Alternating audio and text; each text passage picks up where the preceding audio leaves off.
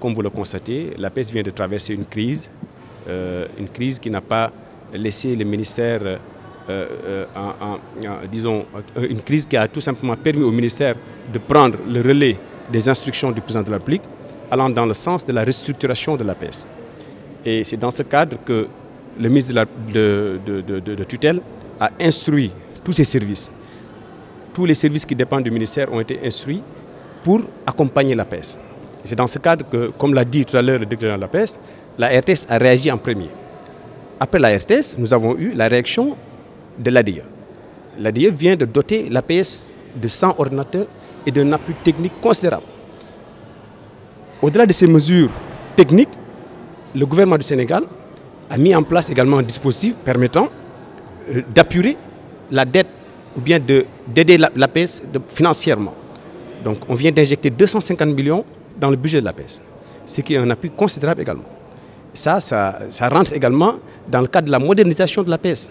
Au-delà de cette situation qui nous vaut aujourd'hui cette cérémonie, nous avons mis en place un dispositif avec le ministère des Finances.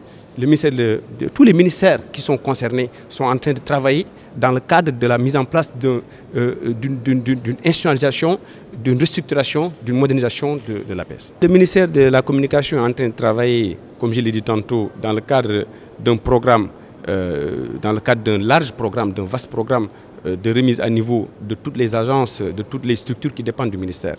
Donc dans peu de temps, peut-être que vous allez constater qu'au niveau des textes, par exemple, nous avons mis en place un dispositif permettant au ministère de circulariser les textes qui doivent être votés incessamment, qui doivent être tout simplement pris dans le cadre de l'application du Code de la presse. Donc aujourd'hui, ce premier palier va être, quand on va le franchir, nous allons vers une autre étape consistant à rencontrer tous les acteurs pour pouvoir mettre en place ce dispositif qui a été programmé par le gouvernement du Sénégal. Nous avons été instruits par le chef de l'État et son gouvernement d'accompagner aujourd'hui l'APS dans le cadre de sa modernisation que vient d'annoncer le secrétaire général. C'est dans ce cadre-là que nous faisons cet appui pour vraiment accompagner le personnel de l'APS. Donc tout le personnel aujourd'hui sera doté d'un ordinateur, mais également pourra avoir cette connectivité au sein de l'APS parce que nous avons aujourd'hui connecté l'APS à l'intranet administratif, ce qui va leur permettre d'avoir aujourd'hui un débit qui peut aller jusqu'à 400 gigas en termes de transport de données, ce qui va vraiment faciliter leur travail dans le cadre de leur mission d'information à la presse sénégalaise.